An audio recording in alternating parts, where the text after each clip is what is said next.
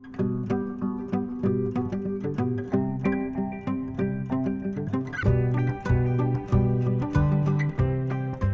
Merieux Nutrisciences, our mission is to protect consumers' health, testing different food products to ensure that it is safe for consumption.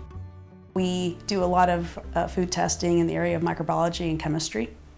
What we do here is very, very important, and many people don't know how important this is. Usually when you go to a supermarket, you just grab your food and then go home and eat it or cook it, and you don't know what went on with this food. But we are the background heroes that we make sure that you don't get sick.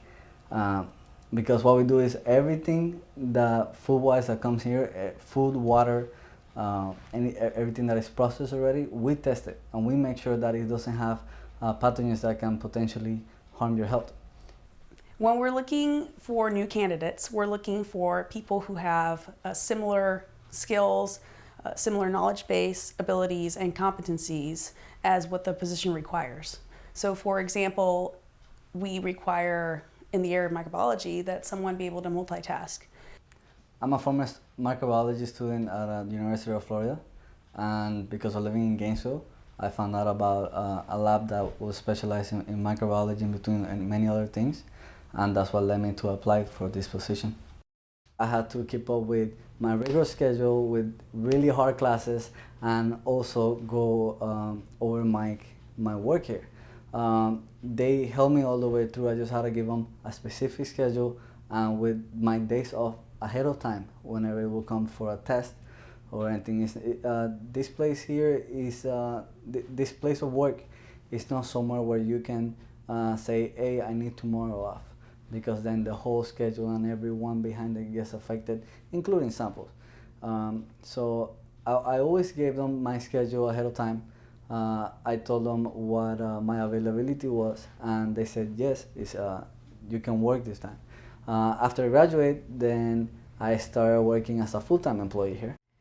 We have some wonderful opportunities in our company, mostly because we have so many different business units.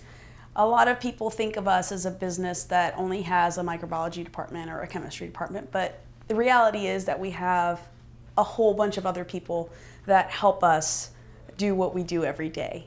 We have people in finance, we have people in marketing, we have people in research services, we have people in technical services. The most important thing that we do in the lab is the first step, which is the media making. If this step goes wrong, everything that happens from there on is incorrect. The media has to adhere to certain parameters, which is pH, purity, and sterility. And if it doesn't pass these parameters, we cannot use it at all. Once the samples arrive to the lab, first they get labeled and identified what testings are being done. From there we decide whether it's going to be a high risk or a low risk sample. This means something that is high risk will be something that has high bacterial count or that most likely will have any big pathogen that we're looking for. Something that will be low risk will be something that we expect to have no bacterial count or to be sterile. In a typical day we will get samples ranging from anywhere from 50 to 500 in a day.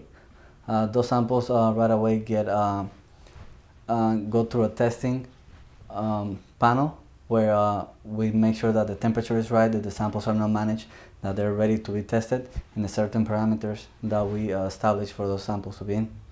From there the samples get sent to the different departments that we have in the lab. Once we decide whether the sample has quantitative or qualitative testing, we set up the Petri films and Petri dishes to set up the sample to then go into the incubators, and then we will do the quantitative side of the sample.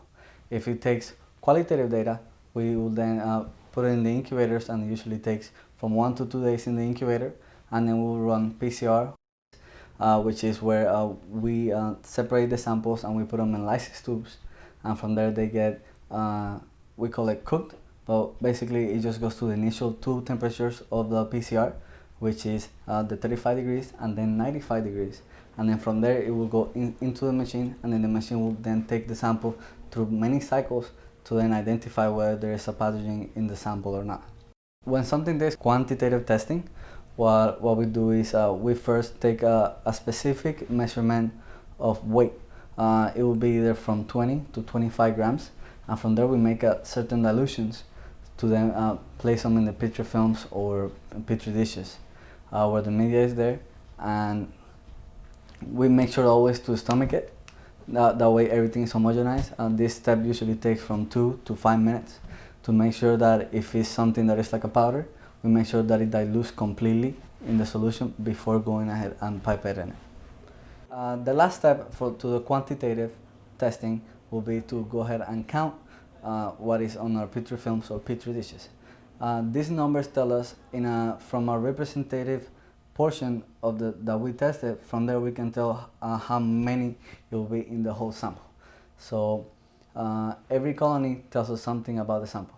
If it's a sample that has, for example, over 200 colonies, we will tell the client that this sample is something that it cannot be sold, it cannot be given to any customer because it will potentially have a really high count of bacteria in it. Microbiology never sleeps. Sometimes big blocks of times are required because it's not something where you can have like just work 2 hours and then go home, because sometimes a sample requires you to stay with the sample all the way through. If it's a confirmation where there's like several testing in the same sample, you cannot leave the sample and then come back the next day, because that sample in any temperature that you leave it, either it could be room temperature in the fridge or in the incubator, microbes are always going to be growing. So you cannot just leave a sample and come back to it. Once a sample arrives to the lab, we have to give it full attention until we're done with that sample, and that is when that sample is in the trash. Every person that I train, what I look for is first is desire to learn. If you have the right attitude, then there's no limits of what you can do. Here we're gonna give you all the tools and all the information necessary to take you from one side to the other, and there's no limit on what you can learn.